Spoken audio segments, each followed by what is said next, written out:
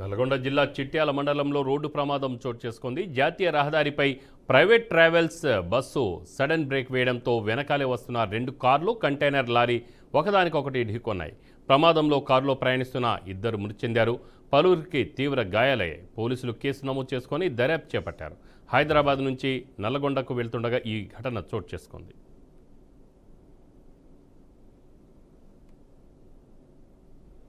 మెటకాపర్తి outskirts దగ్గర ఒక lorry దాని ముందు పోతున్న బెలూనో కార్ని ఓవర్ స్పీడ్ తోటి గుద్దడంతో దాంతో ఉన్న ఆ కారు దాని ముందున్న ట్రావెల్స్ బస్సు, ఒకటి ప్రైవేట్ ట్రావెల్స్ బస్సు దాని కిందికి వెళ్ళిపోయింది. కారు పూర్తిగా నలిగిపోవడంతో దాంట్లో ప్రయాణిస్తున్న 4 ప్రయాణికుల్లో 2 స్పాట్లో చనిపోయారు, 2కి గాయాలు. అందరినీ కూడా నల్గొండ గవర్నమెంట్ హాస్పిటల్కి షిఫ్ట్ చేసినాం. దాని ముందు ఇంకా 2 వెహికల్స్ డ్యామేజ్ అయినా కానీ ఎవరికేమీ ఇంజరీస్ కాలేదు. ట్రాఫిక్ క్లియర్ చేసి ఈరోజు అర్ధరాత్రి